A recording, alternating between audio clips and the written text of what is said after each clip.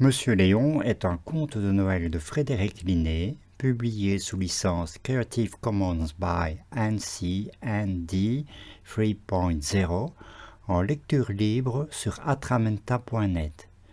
Le fichier audio est également sous licence Creative Commons by NC-ND 3.0. L'extrait musical provient de freesound.org.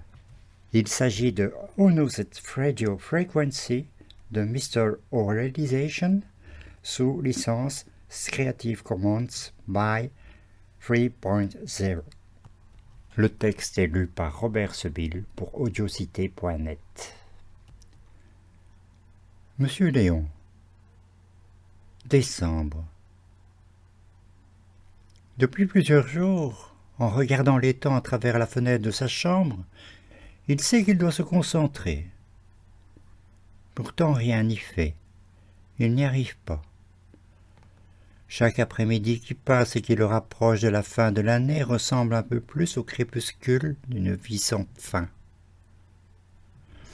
Alors qu'importe les saisons qui avancent, ici le temps n'a plus vraiment d'importance. Les jours peuvent ressembler à des semaines, puisque souvent, trop souvent les mois, eux, défilent au rythme des années. Il y a bien une horloge accrochée au-dessus de sa porte, mais il ne la regarde jamais. Le temps n'a plus de prise sur lui. Depuis plusieurs semaines déjà, il est incapable de connaître le jour de la semaine sur son éphéméride, qu'il épluche page après page en remontant du repas de midi.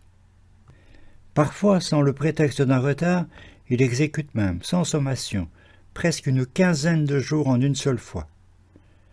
Alors, si aucune date ne correspond, qu'il n'y retrouve rien, c'est sans nul doute parce qu'il s'agit de son calendrier de l'après. Monsieur Léon n'a pas mangé grand-chose ce midi. Ce n'est pas le menu sur le thème espagnol et sa typique paella cuisinée sans aucun doute avec du riz d'importation chinoise, lequel n'avait rien à voir avec celui de Valence, ni la sangria sans alcool en apéritif, qui sont en cause. Il s'est plutôt convaincu que pour rassembler ses esprits et maintenir au maximum sa concentration en début d'après-midi, il ne doit pas sombrer cette fois dans l'inévitable sieste.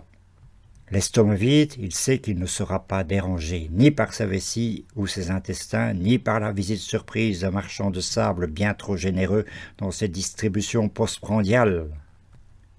Il doit profiter de ces rares moments de lucidité pour essayer de rassembler ses esprits. Tout est calme maintenant. Le balai des aides-soignantes poussant les résidents dans leurs fauteuils est terminé. Chacun est de nouveau à sa place, qui dans la salle commune devant le dernier épisode des Feux de l'amour, qui dans sa chambre ensablée sur son lit, qui a déambulé entre couloirs et agora. Monsieur Léon, lui, est debout, face à sa fenêtre, dont il a repoussé les rideaux. S'il se déplace en fauteuil lorsqu'il s'agit de sortir dans les couloirs, de prendre l'ascenseur ou même de se rendre dans le parc, c'est uniquement pour être certain de conserver l'intégrité de ses deux cols fémoraux. Trop longtemps, il a joué au jeu du chat et de la souris avec son propre équilibre, frisant parfois la catastrophe. Dans sa chambre uniquement, il s'autorise une station debout et un peu de marche, ou plutôt de petits déplacements parmi les quelques mètres carrés laissés entre fauteuil, lit, bureau et salle de bain. C'est tout ce qu'il lui reste de son lointain passé d'athlétique bipède. Il y a une passoire posée sur son bureau. Pas un vilain accessoire tout en plastique qui vieillit mal, non, une passoire à l'ancienne, en aluminium, avec ses trois pieds recourbés et ses deux petites poignées en forme d'oreille. Monsieur Léon croit savoir pourquoi elle est là. Sa mémoire ne fonctionne plus tout à fait, mais cette passoire, il connaît son rôle. C'est son fils qui lui a déposé il y a plusieurs mois déjà, et c'est devenu sa bouée de sauvetage, ou plutôt son phare pour naviguer sans risque lorsque la nuit trop noire a envahi son cerveau.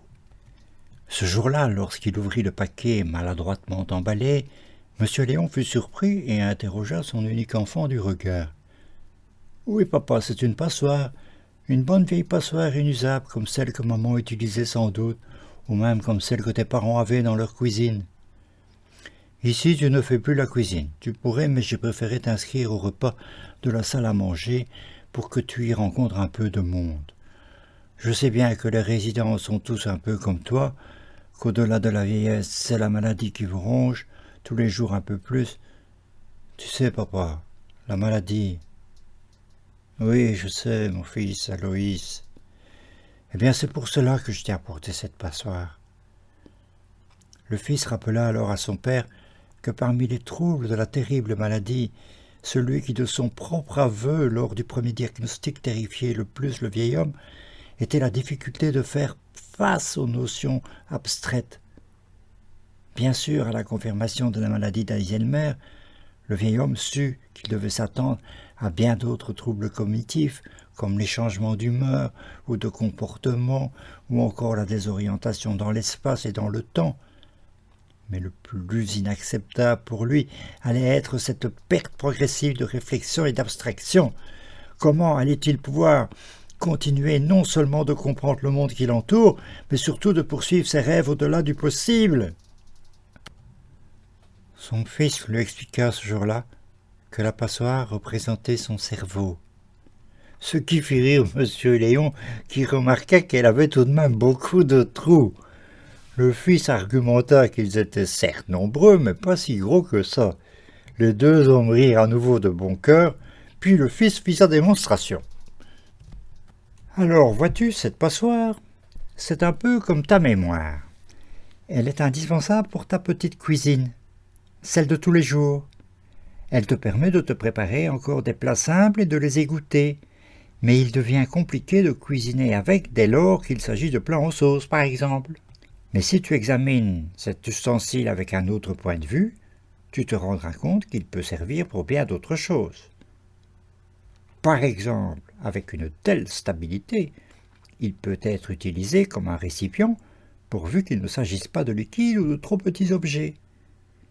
Il peut aussi te permettre de regarder le soleil sans te brûler les yeux, et certains même te diront qu'en le posant sur ta tête, tu éviteras les puissants rayons des envahisseurs venus de Mars ou d'ailleurs.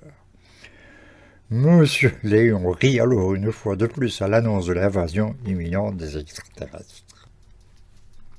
Debout devant sa baie vitrée, en cette fin décembre, au plafond bien gris, le vieil homme se souvient encore de ses éclats de rire comme si c'était hier. Finalement, peu importe les explications oubliées concernant l'ustensile de cuisine. Le plus important n'est-il pas de se souvenir de la joie partagée? Se souvenir, oui, se souvenir. Monsieur Léon doit encore se concentrer un peu plus. À la réflexion, il se dit que l'homme de la passoire et des visites régulières, qu'il croit bien être son fils, a forcément dû revenir dans cette résidence qui est maintenant sa maison. Il ne se souvient d'ailleurs pas en avoir eu d'autre, ou plutôt sa raison lui rappelle qu'évidemment, il n'a pas toujours habité au milieu de ces vieux, de toutes ces laides. Mais quand était-ce? Où était-ce? Ces détails trop petits ont dû disparaître, comme égouttés à travers les petits trous. Une chose est certaine, les troubles cognitifs spatio-temporels sont maintenant présents, trop présents, dans l'avancée de la maladie. Ça, le visiteur lui a bien répété plusieurs fois. Et après tout, il ne doit pas avoir totalement tort, pense M. Léon à haute voix, puisque je crois bien qu'il est médecin. Comme un poète maudit, le vieil homme observe la vue majestueuse sur les dents de taupe. De la chambre située au dernier étage de la résidence, le ruban d'azur, sur les contreforts du mont Saint-Clair de Sète, il est possible de distinguer très nettement, malgré ce ciel bas et lourd, les parcs à huîtres de Bouzigues ou la station thermale de Ballaruc-les-Bains. Encore une fois, M. Léon se concentre. Il a tout de même un truc qui cloche avec cette passoire. Il en est certain. Cet après-midi, malgré le spleen qui l'envahit, il est bien décidé à percer son mystère. Debout face à la vue qui épaisse comme un couvercle. Il s'est préparé, à l'esprit gémissant en proie aux longs ennuis. Il est prêt. Il doit se souvenir de tout comme d'une poésie oubliée.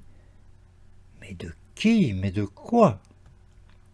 L'après-midi passe sans que rien ne se passe. Le ciel n'a pas bougé, lui non plus.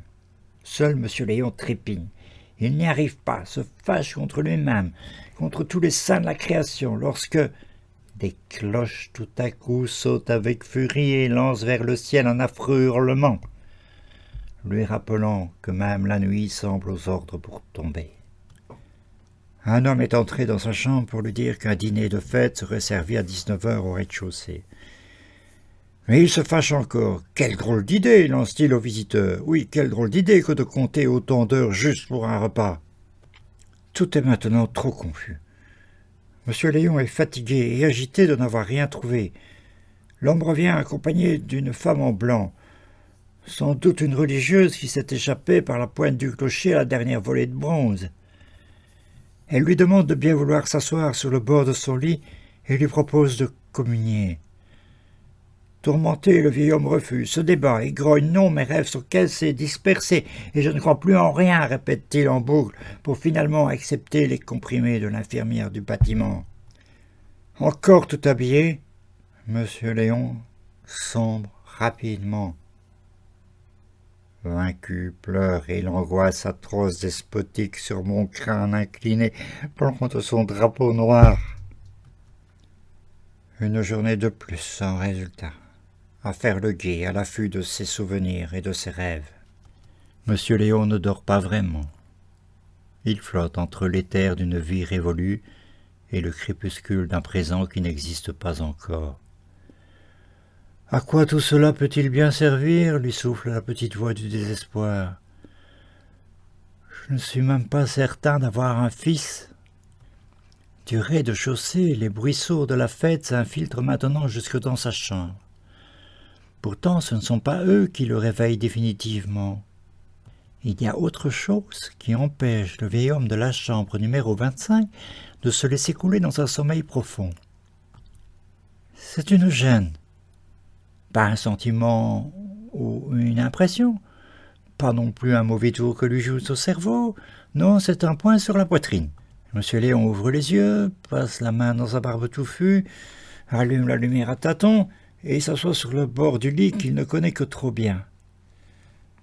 À droite du bureau, la psyché a dû être bousculée tout à l'heure par l'infirmière ou l'auxiliaire de vie qui tentait de le raisonner, de sorte qu'elle se trouve maintenant bien face à lui. Alors soudain l'image de ce vieil homme, qui depuis presque un an vit la tête à l'envers, illumine le cerveau embrumé de M. Léon. Il comprend enfin que ce qu'il cherche depuis tous ces après-midi se trouve là, juste devant lui, dans ce reflet. C'est écrit sur son badge, celui que chaque résident porte pour ne pas oublier son nom. Dans la précipitation de son coucher sous la camisole chimique, le personnel, un peu débordé par les accès de colère du vieil homme, a tout simplement oublié de lui retirer. En se retournant dans son lit, l'épinglette, tel un dard venimeux, a sorti le dormeur de son spleen ensommeillé. Et maintenant, il comprend tout. D'un bond, debout sur ses jambes, M. Léon attrape la passoire posée sur le bureau depuis décembre dernier pour la placer sur sa tête.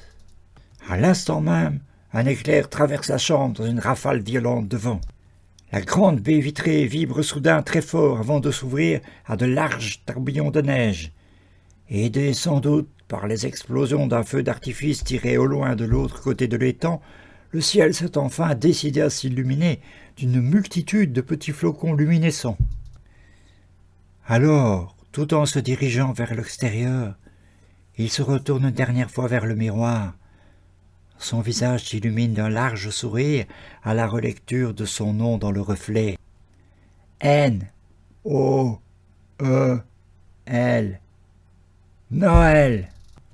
Oh oh oh, il est temps d'oublier le Père Léon, place au Père Noël, lance-t-il à haute voix en arrivant sur le balcon du 4e étage. Puis voyant s'approcher les rênes de son traîneau, Il s'adresse aux deux lutins qui échangent sa passoire contre un long manteau rouge à capuche, une rotte et une cape, et leur dit « Tout comme moi, vous en avez mis du temps à me retrouver. Ne perdons plus une seconde. En avant toutes, il y a tellement d'enfants qui attendent leur jouet. »